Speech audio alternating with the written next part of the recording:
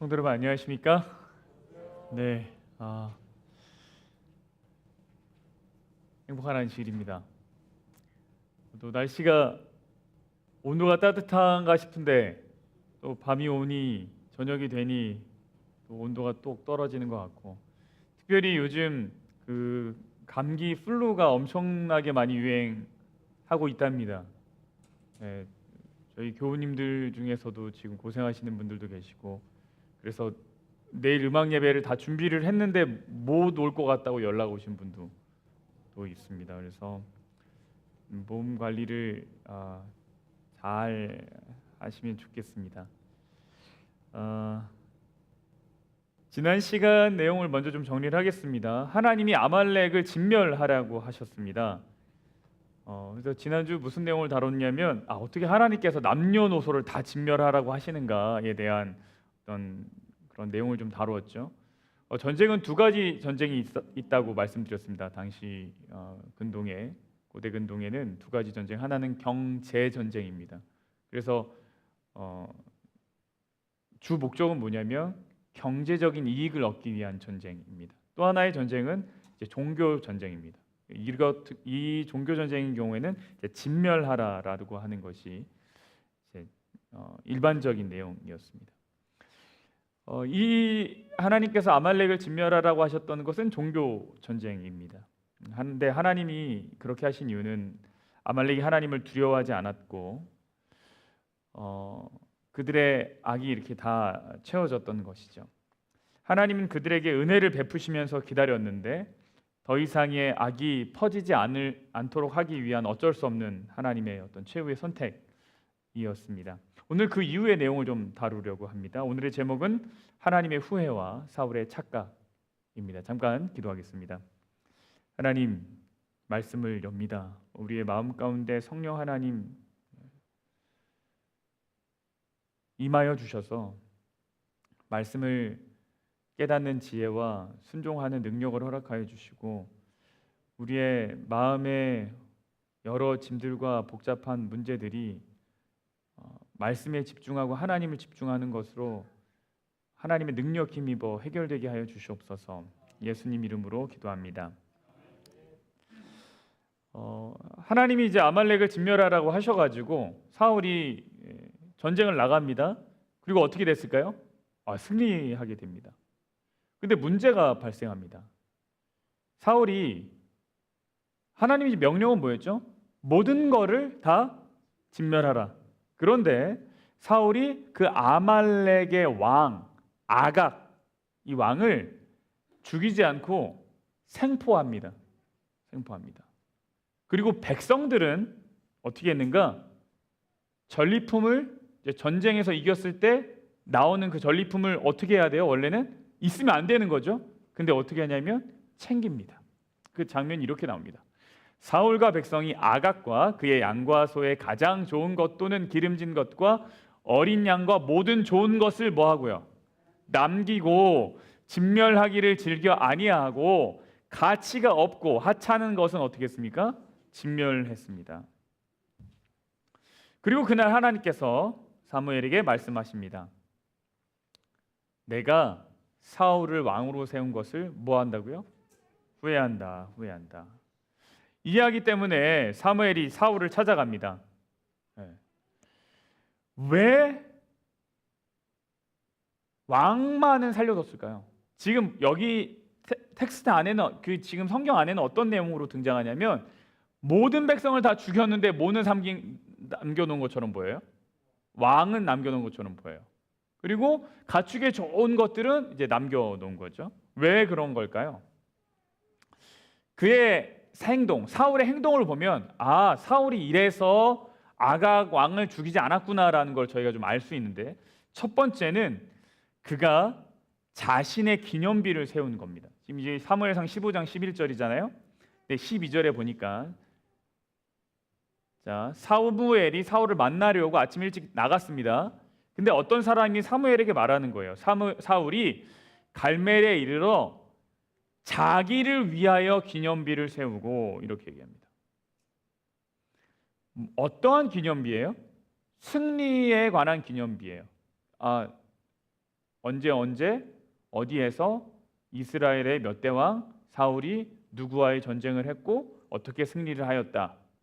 거기서 취한 전리품은 이런 것이고 뭐 이런 거를 세우고 싶은 거죠. 근데 여기에서 보니까 누구를 위한 기념비입니까? 자기를 위한 기념비예요. 그래서 이 전쟁에서의 승리가 누구에게 영광이 되게끔 하고자 하는 겁니까? 사울 자신에게 하고자 했다라는 거예요. 두 번째는요, 이 정치적인 제사입니다. 첫 번째는 기념비였고 두 번째는 정치적 제사인데 그 내용은 이렇습니다. 사무엘이 사울을 만났잖아요. 사무엘이 잘못을 이야기합니다. 너 잘못했어. 너 하나님 명령을 어긴 거야. 진멸하려고 했는데 왜 진멸하지 않았어? 그러면서 뭐라 그러냐면 너가 하나님의 말씀을 버렸기 때문에 하나님도 너를 버려 왕이 되지 못하게 하실 것이다. 이렇게 얘기했습니다. 그러자 사울이 어떻게 했어요? 그제야 뭐 하냐면 내가 잘못했습니다. 이렇게 얘기를 해요. 사울이. 그러면서 말하길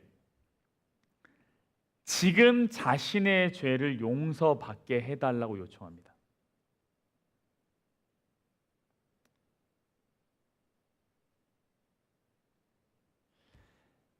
지금 내 죄를 사하고 나와 함께 돌아가서 나로 하여금 여호와께 경배하게 하소서 이렇게 얘기합니다. 이제서야 이제 용서받기를 원하는 거예요. 그러자 사무엘이 뭐라 그러냐면 나는 왕과 함께 돌아가지 않겠습니다. 뭐 하는 거예요? 같이 가서 예배드리지 않겠습니다. 제사드리지 않겠습니다. 왜냐하면 왕이 여호와 말씀을 버렸기 때문입니다. 이렇게 얘기를 합니다. 그리고 사무엘이 나가려고 해요. 그때 사울이 어떻게 하는지 아십니까? 사무엘을 붙잡습니다. 가랑이를 딱 옷자락을 붙잡아요. 그래서 그 옷자락이 찢어집니다. 그러자 사무엘이 뭐라 그러냐면 내 옷이 찢어져 당신의 손에 있는 것처럼 하나님께서 이스라엘을 당신의 손에서 떼어서 다른 왕에게 주실 겁니다. 이렇게 얘기를 합니다. 하나님은 변함이 없으시기 때문에 이 결정은 바뀌지 않을 겁니다. 이렇게 얘기합니다. 자, 여러분이 만약에 여기서 사울이라면 여러분 어떻게 하시겠습니까? 자, 나랑 같이 제사를 드려서 나를 용서해 주세요 라고 얘기를 했어요. 근데 그것이 거절당했어요. 그렇죠? 그리고 너는 왕을 이제 못할 것이다. 다른 왕이 세워질 것이다. 이런 얘기를 딱 들었습니다. 여러분이 사울이라면 어떻게 하시겠습니까?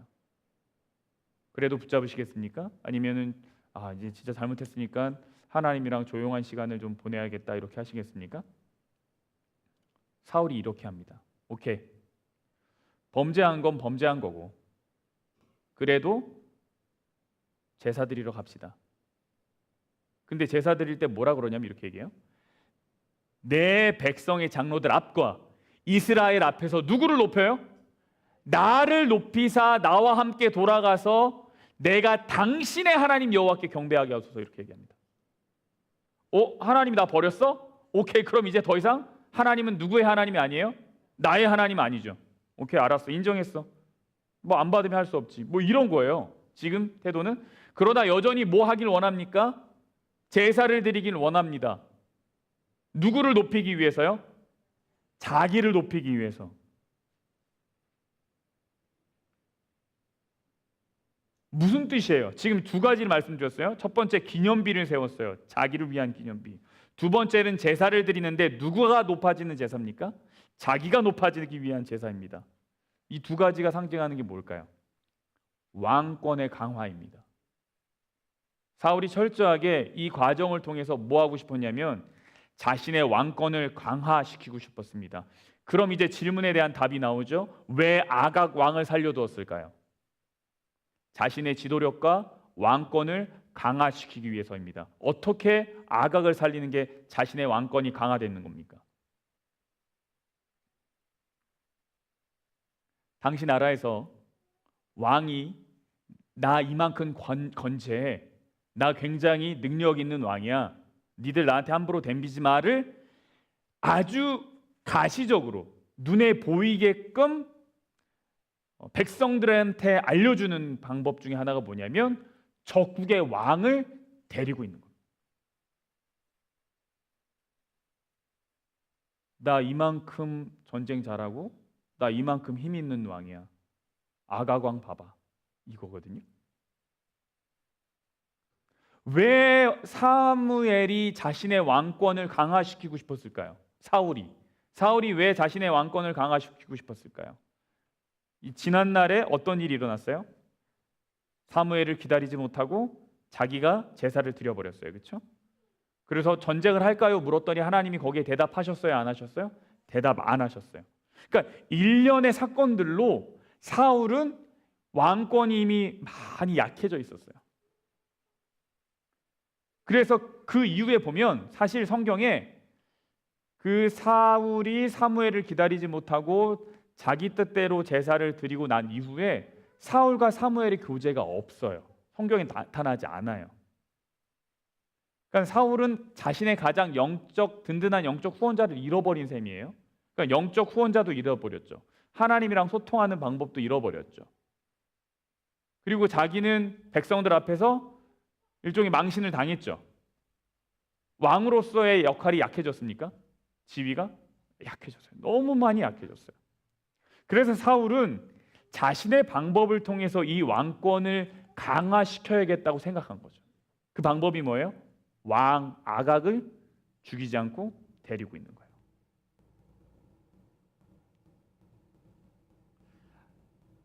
아각이 이미 이스라엘 백성들한테 굉장히 잘 알려진 왕입니다. 그리고 발람 선지자의 예언 중에 민수기에 보면 이 발람 선지자가 있는데 거기에 이런 얘기가 나와요. 그 물통에서는 물이 넘치겠고 그 씨는 많은 물가에 있으리로다. 그의 왕이 아각보다 뭐예요? 높으니 그의 나라가 흥왕하리로다. 지금 사울이요, 이 아각 왕을 생포하는 것으로 뭐 하고 싶냐면 그 유명한 예언의 성취가 누구냐? 나다, 나. 이걸 얘기하고 싶은 거거든요. 지금 이 아각 왕을 생포하는 것으로 내가 이 예언의 적임자다, 성취다. 그러니까 나는 굉장히 괜찮은 왕이야 라는 거를 어필하고 싶은 겁니다.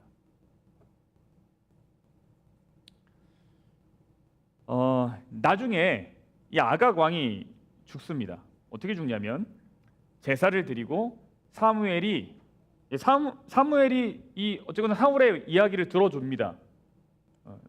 뭐 범죄한 건 그렇다 치고 나를 위해서 좀 제사를 드려달라. 사무엘이 그거를 해요. 이 나중에 좀 다루겠지만. 그리고 나서 제사가 끝나자 사무엘이 아각 왕을 데리고 오라고 합니다.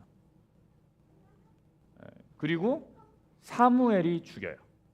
이 왕을, 아각 왕을. 왜냐하면 하나님께서 진멸하라고 하셨기 때문에 그 일을 사무엘이 못했으니까 본인이 나서서 하는 걸로 나옵니다. 그런데 아각이 사무엘에게 올 때 이상하게 와요. 이렇게 와요. 사무엘이 이르되 너희는 아말렉 사람의 왕 아각을 내게로 끌어오라 하였더니 아각이 어떻게 와요? 즐거이 오며 이르되 진실로 사망의 괴로움이 지났도다. 아각은 일단 죽은 것은 면했다라고 완전히 철저하게 믿고 있었어요. 그러니까 자신은 사울의 전리품의 역할을 계속할 거란 기대를 했던 거죠. 그만큼 사울이 이 아각을 정치적으로 활용했다고 하는 메시지가 분명하게 나오는 대목입니다. 근데 사무엘이 단호하게 죽이죠. 하나님의 명령은 왕이 거절하더라도 반드시 성취가 된다라는 것을 이제 보여줍니다. 사울은 자신의 왕권을 강화하고 싶었고요. 사무엘은 뭘 강화하고 싶었어요? 하나님의 왕권을 강화하고 싶었어요. 여기서, 그렇죠? 사울은 나의 왕권을 강화시키고 싶었고 사무엘은 하나님의 권위, 하나님의 왕권을, 명예를 강화시키고 싶었어요. 그러니까 우리는 누구의 권위를 강화시키고 누구의 명예를 높여드리고 싶은가? 이게 이제 오늘 사무엘상 15장에서 우리에게 주는 교훈입니다. 사울이 아각이 죽는 것을 바랬을까? 이제 그러진 않았을 것 같아요. 말씀드렸다시피 적국의 왕을 사로잡아서 자신의 승리를 과시하는 풍습이 있었기 때문에 사울은 하나님의 명령보다 자신이 더 드러내기를 원했던 것입니다. 근데 이것이 사울만의 문제일까? 백성들은 뭘 남겼어요? 가축을 남겼어요. 그렇죠? 가장 좋은 것들을 진멸치 않고 살려두었습니다. 보세요. 사울과 백성이 모든 좋은 것을 남겼다. 가치 없고 하찮은 것은 진멸했다. 왜 이게 문제입니까? 하나님께 제사 드리면 좋은 거 아니에요? 하나님께 제사 드리는데 흠 있고 이런 걸로 드리지 않고 내가 제일 좋은 걸로 드리겠다는 게 이게 문제입니까? 정말 좋은 생각 아닙니까? 굉장히 합리적이잖아요, 그렇죠? 실용적이죠. 근데 보세요. 가장 좋은 것을 죽이지 않았다는 것은 그들이 진멸한 것은 그들 눈에 가치가 없다는 거죠. 분명하게 얘기해요. 그들이 죽인 것은 가치가 없고 하찮은 것이다. 근데 여러분, 거룩한 전쟁이라는 것 자체가 하나님께 드리는 뭐와 같다 그랬어요? 그거 자체가 희생 제사와 같습니다. 그러므로 하나님께 자신들이 생각할 때 가치 없는 천한 것들을 제물로 바친 거나 마찬가지. 이거를 남겼다라는 것은 사실은 뭐 하는 거예요? 가치 없는 걸 하나님께 드렸다라는 거예요. 부조와 선지자는 뭐라고 나오냐면 이렇게 얘기합니다. 이게 너무 재밌어요. 그들의 목적은 그것들을 자신들의 가축을 아끼기 위한 대용물로 사용하기 위함이었다. 실제로 3절과 9절에 등장하는 똑같이 남기다 이 얘기가 뭐냐면 아까워하다라는 의미가 들어있어요. 그러니까 제사를 드릴 때마다 가장 좋은 걸 드려야 되는데 우리 집에 있는 거를 드리기에는 뭐예요? 너무 아까운 거예요. 이게 내가 애지중지 키운 이거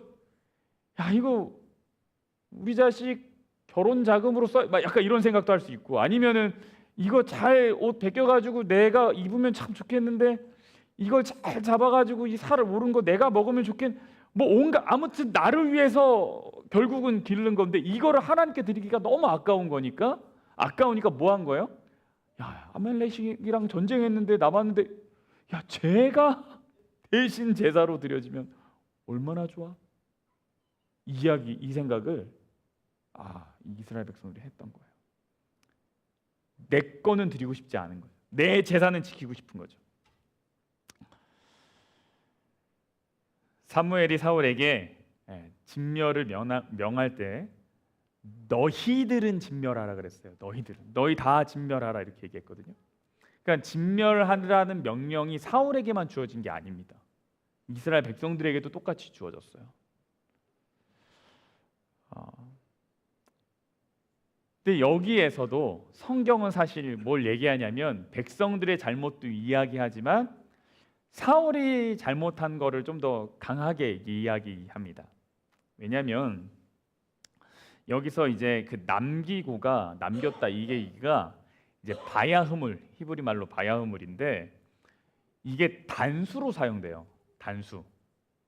그러니까 동사 자체가 히브리 언어는 한 사람이 그걸 했는지 두 사람이 했는지 이게 나오거든요. 근데 여기에 남겼다라는 얘기는 한 사람이 남긴 걸로 나온다는 거예요. 근데 분명 주어는 뭐냐면 사울과 백성이 이렇게 나오는데 남긴 건 한 사람이에요. 그러니까 무슨 얘기냐면 이것을 남기라고 명한 주체가 분명하게 있는 거죠. 그게 누구라는 거예요? 사울이에요. 사울.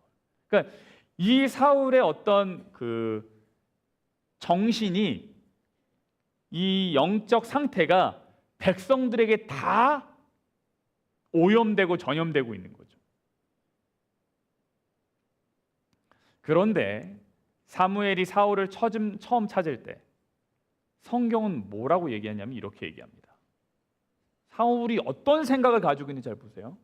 사무엘이 사울에게 이른즉 사울이 그에게 이르되 원하건대 당신은 여호와께 복을 받으소서. 내가 여호와의 명령을 뭐 했대요? 행했습니다. 그 밤에 하나님이 후회하셔가지고 사울 왕으로 삼은 거 후회한다 이야기를 했을 때 사무엘이 그 이야기를 듣고 그 다음날 일찍 사울을 찾아가잖아요. 이제 만납니다. 만나는데 사울의 첫 인사가 이거예요. 사무엘, 당신 축복 받으십시오. 내가 여호와의 명령을 지켰습니다. 이렇게 인사를 하는 거예요. 사울은 철저하게 자신이 명령을 행했다라고 생각합니다. 이것이 불순종이 아니라고 생각합니다. 우리는 흔히 사울이 하나님께 불순종했다고 말합니다. 그렇죠? 그래서 사울이 불순종했어. 그래서 어떻게 이해하냐면 아주 사울이 대차게 하나님의 말씀을 거절한 것처럼 느끼게 되죠. 그러니까 우리는 불순종하면은 대놓고 무시한 것 이렇게 생각하잖아요. 그렇죠? 그러나 정작 사울은 그 당사자는 어떻게 생각했어요? 그렇게 생각하지 않았어요. 여러분, 사울은 하나님의 말씀을 무시한 것이 아니라 말씀을 자신의 상황에 맞게 편집한 거죠. 편집한 거죠. 그러니까 말씀을 자신의 이익에 맞게 새롭게 이해한 거죠. 이 지점이 오늘날 그리스도인들에게 많은 생각할 거리를 주는 대목입니다. 오늘날 그리스도인들의 위기는 무엇일까? 말씀을 적극적으로 거부한 것일까? 사실 그렇진 않은 것 같아요. 어쩌면 오늘날 그리스도인들의 문제는 합리적인 이유를 들어서 말씀을 내 입맛대로 편집하는 것은 아닐까, 이런 생각을 하게 되죠. 교회 안의 위기는 무신론이 아니라 편집된 유신론. 하나님이 있긴 있어요. 그러나 어떤 하나님이 있어요? 내 마음에 맞는 내가 만든 하나님이 있는 거죠. 말씀을 정면으로 거부하는 사람은 교회 안에 거의 없습니다. 그러나 나는 순종했다고 확신하면서 실제로는 나의 욕망을 더 중요하게 여기면서 말씀을 해석하고 그렇게 신앙생활하는 사람들이 있다라는 거예요. 그리고 그 마음 깊숙한 곳에는 어떤 이야기가 있냐면 하나님도 이런 나를 뭐 할 거예요? 이해하실 거야. 하나님도 이런 나를 이해하실 거야. 이거 대단히 잘못된 생각이죠. 왜요? 하나님의 거룩의 기준을 내 수준으로 끌어내린 거예요. 우리는 어떤 결정을 할 때 항상 뭘 물어보냐면 이것이 나에게 유익이 되냐? 이렇게 질문을 하는데 우리의 질문은 내게 유익한가 해로운가가 아니라 무엇이어야 되냐요? 된다는 거예요. 하나님의 뜻인가? 하나님의 뜻과 맞는가 아닌가? 이것이 사실 우리가 결정할 때 항상 질문해야 되는 것이라는 거죠. 그래서 우리는 그리스도인은 합리성을 따지는 사람이 아닙니다. 이것이 얼마나 합리적인가를 따지는 것이 아니라 무엇을 따지는 사람들이냐면 이것이 얼마나 진리인가, 진리성을 따지는 사람이다, 이렇게 볼 수 있겠습니다. 사무엘이요, 이런 사울의 생각에 아주 단호하게 말합니다. 뭐라고 얘기하냐면 이는 거역한 것은, 당신이 지금 사울 당신이 한 것은 뭐와 같아요? 점치는 죄와 같고 완고한 것은 사신 우상에게 절하는 죄와 같다, 이렇게 얘기합니다. 사실 우리 입장에서 언뜻 볼 때 전쟁에 나가라 그리고 자진멸해라 이렇게 얘기했는데 그가 한 행동은 일단 전쟁에 나갔죠. 순종했어요. 그러나 다 진멸하진 않았어요. 하나님한테 드리려고 조금 남겨놨어요. 이렇게 한 거랑 점치고 우상 숭배한 거랑은 우리가 볼 땐 천지 차이죠. 근데 성경은 뭐라 그러냐면 그거랑 이거랑 뭐래요? 같은 거라고 얘기합니다. 같은 거다. 점치는 죄라는 게 뭐예요? 왜 이게 같은 거라고 얘기합니까? 점치는 죄는 하나님 없이 내 미래를 통제하려는 욕망이죠. 그렇죠? 내가 미리 좀 미래를 알고 그리고 혹시라도 나한테 좀 안 좋은 게 있으면 내가 사전에 그걸 내가 다 막아보겠다, 이 얘기잖아요. 그렇죠? 점의 본질이 뭡니까? 점치는 것의 본질, 하나님의 뜻을 기다리지 않고 신뢰하지 않겠다라는 거죠. 미래를 확인하고 내가 바꾸겠다라는 거죠. 사울의 편집된 순종은 무엇인가 하면 눈앞에 재물이라는 것을 통해서 자신의 미래와 왕권을 스스로 보호하려는 겁니다. 내 방법이 하나님의 방법보다 지금 나에게 더 필요하다, 더 중요하다. 그래서 이 점치는 죄와 사울이 아각을 죽이지 않은 그 죄는 동일선상에 있는 겁니다. 여러분, 무당을 찾아가는 것만이 점이 아닙니다. 내가 가서 난 점 본 적 없어요, 이렇게 얘기해서 진짜 난 점 안 보나 보다, 하나님 말씀보다 내 통장 잔고 확인하는 것을 더 기뻐하는 것. 그거 뭐예요? 내 미래를 이 돈에 맡긴 거잖아요, 그렇죠? 혹은 내 통장 잔고를 보고 너무 괴로워하는 거. 그것도 뭐예요? 하나님께서 나를 입히시고 먹이신다는 그 약속을 내가 또 못 믿는 거잖아요, 그렇죠? 그러니까 내가 나의 미래와 삶을 통제하려고 하는 그 자체가 사실 뭐와 같은 겁니까? 그게 무당에게 가서 점 보는 거랑 동일하다는 거예요.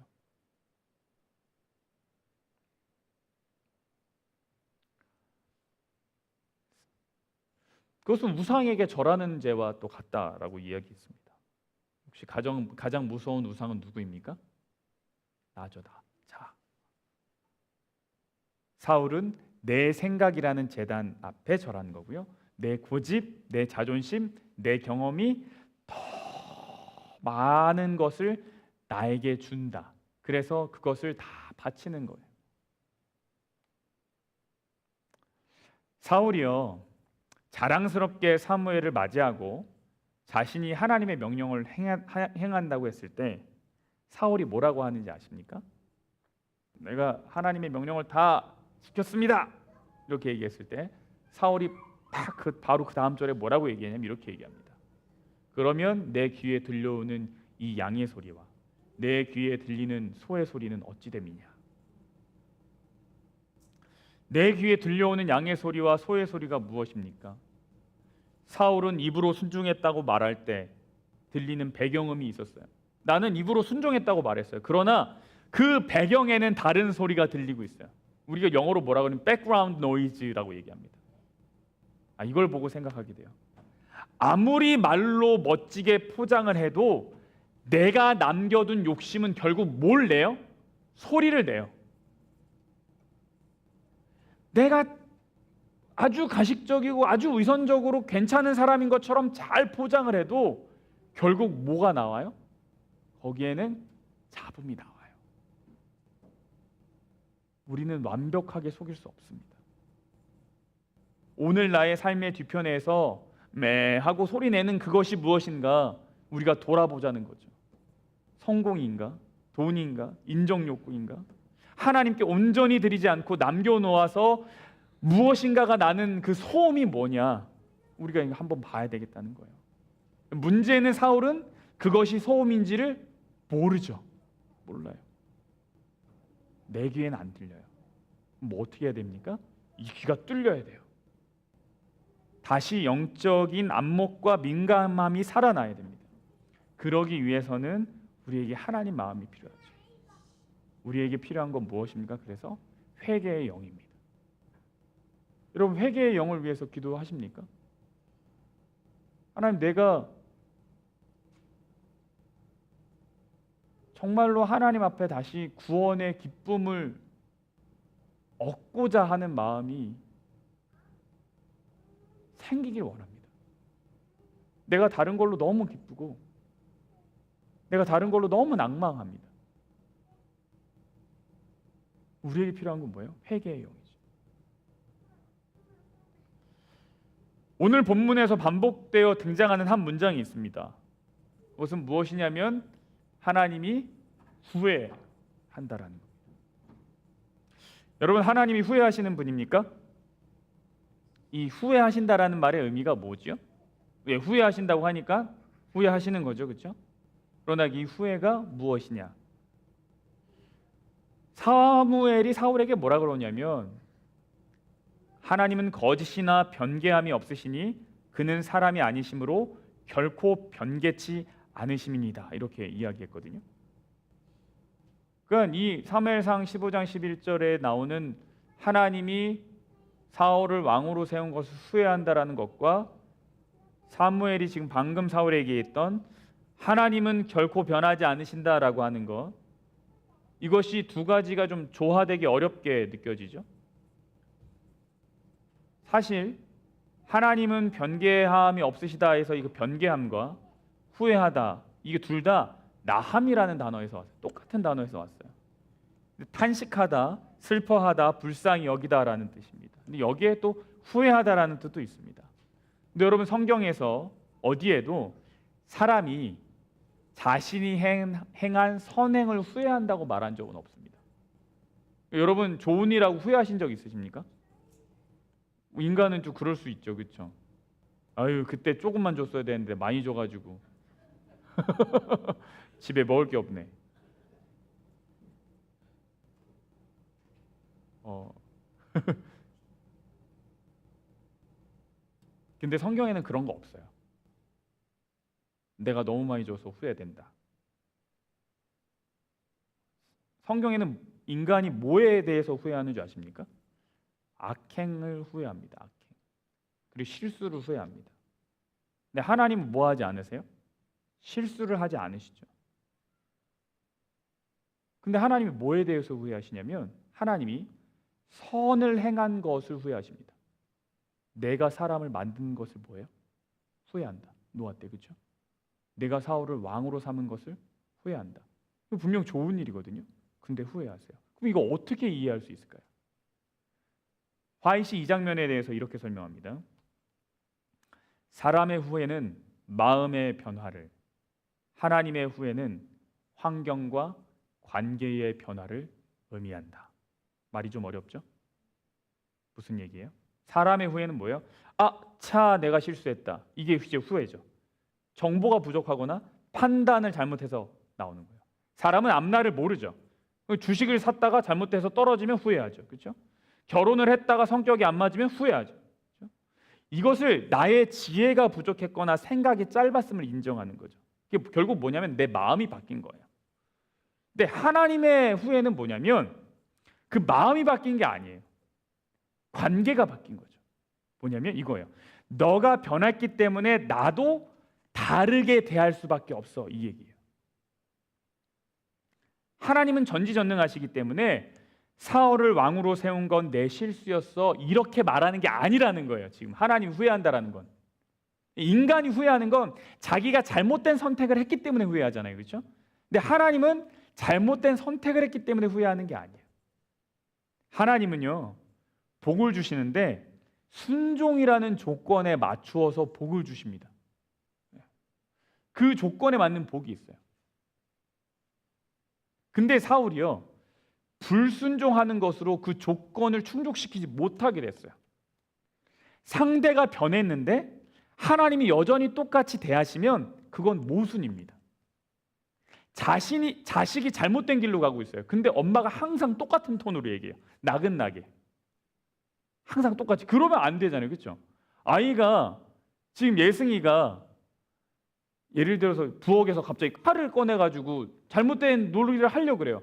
근데 엄마가 항상 평온한 엄마예요. 그러면서 어머 예승아 그 칼은 너무 위험해 보이죠. 이런 엄마가 어디 있어요. 그렇죠? 잡아야죠. 소리 질러 내놔.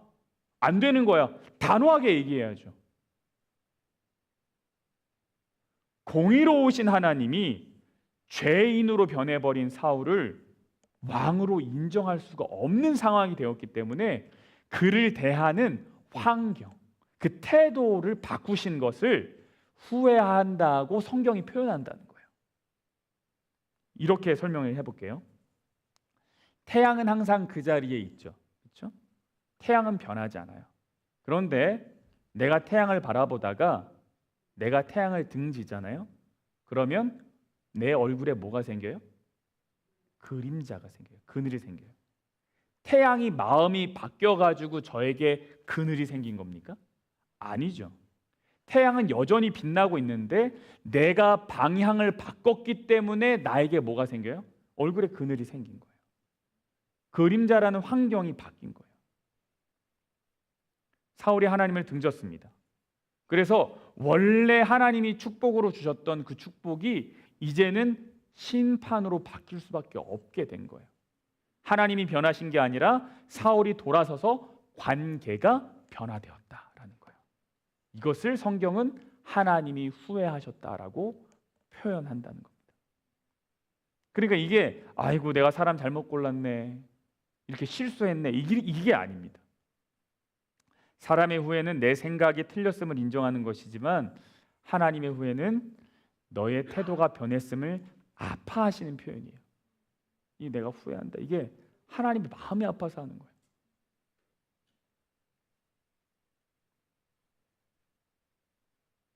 이러한 하나님의 마음이 사무엘을 통해 우리에게 나타납니다. 어떻게 나타나냐면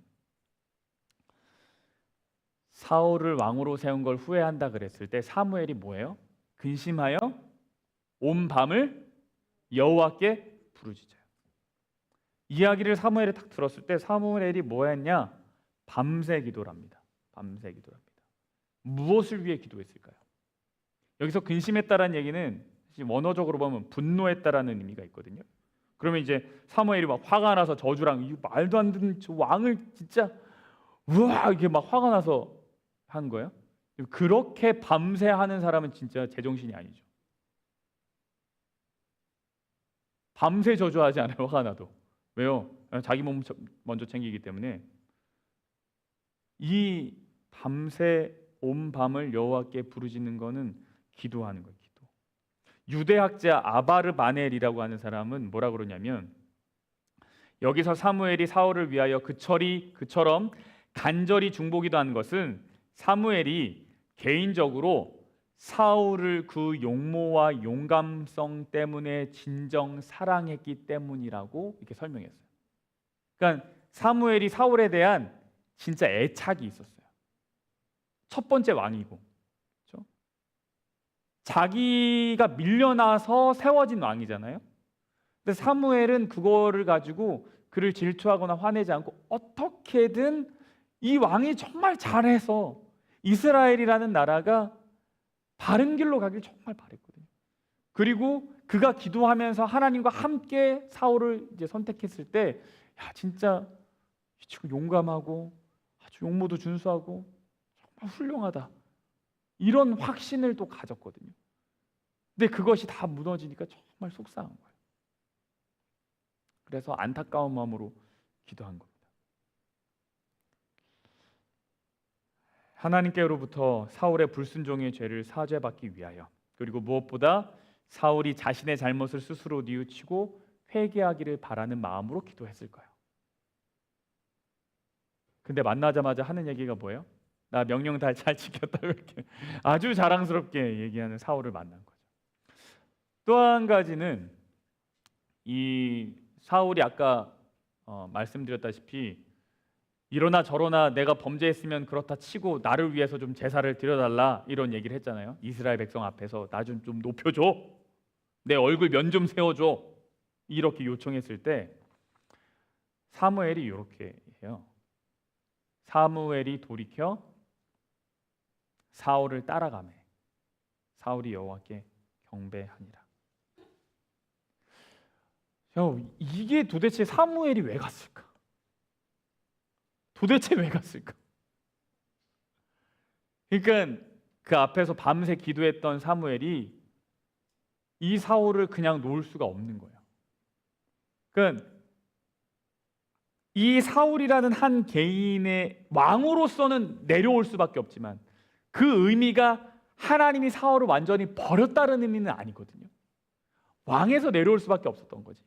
그래서 사무엘이 무슨 마음으로 갔냐면 이 사울이라는 한 영혼, 그 개인의 구원을 위해서라도 자기가 할 수 있는 거는 다 하려고 하는 거예요. 그리고 또 한 가지, 사울이 버려진 것이 이스라엘 백성들이 알려지면 반드시 어떤 일이 일어나냐면 불만을 가진 분자들이 그 반역의 구실로 삼을 수 있거든요. 이미 왕권이 좀 약해졌는데 거기다가 사무엘이 그러한 결정을 하고 돌아갔다. 그러면 이 이스라엘이라는 나라가 와해될 수 있기 때문에 진짜 애정으로 이 이야기를 들어준 거죠. 근데 하나님이 우리를 보실 때 그런 마음이신 것 같아요. 우리는 아주 얄팍하기 때문에 이때 사무엘이 가서 제사 드려주면 어떻게 생각해요? 야, 아직 나 죽지 않았다. 야, 살았다. 아, 살았다. 왕권은 좀 강화됐다. 사무엘이 아직 나한테 애착이 있다. 하나님이 나를 아직 완전히 버린 건 아닌 것 같다. 우리는 막 이렇게 긍정회로를 막 돌리잖아요. 그렇다고 제가 부정회로를 돌리라는 말씀을 드리는 것이 아니라 하나님의 마음이 왜 그렇게 하실 수밖에 없는지를 우리가 잘 생각해 보자는 거예요. 내가 괜찮고 잘나고 옳은 일을 선택해서가 아니라 하나님이 그거 안 하면 내가 완전히 다 무너지고 망가질까 봐 나 붙들어 주느라고 그렇게 하시는 거예요. 15장의 핵심 성경절입니다. 22절입니다. 사무엘이 이르되 여호와께서 번제와 다른 제사를 그의 목소리를 청종하는 것을 좋아하신 같이 좋아하시겠나이까. 순종이 무엇보다 나요? 제사보다 낫고 드는 것이 수장의 기름보다 나으니. 우리가 하나님의 목소리를 잘 듣고 따르기 주님의 이름으로 기도합니다. 그것이 그 어떤 나의 드림보다 아름답고 흠양할 만한 제사인 것을 기억하면 좋겠습니다.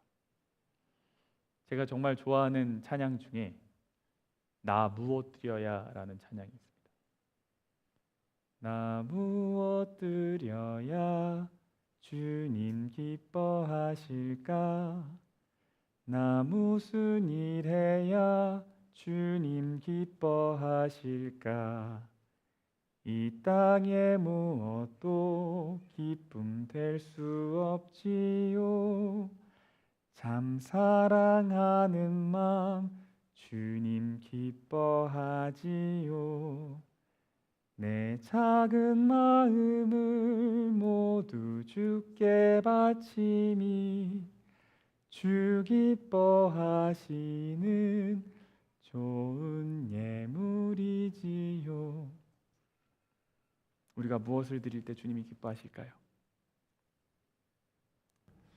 한 주간 이 찬양이 우리의 마음의 기도가 되기를 간절히 바랍니다. 내가 무슨 일 해야 주님을 기뻐하실까? 참 사랑하는 마음, 그 마음이 우리 주님을 가장 기쁘게 하는 것임을 기억하는 이 안식의 저녁이 되기를 바라면서 말씀을 마치겠습니다. 우리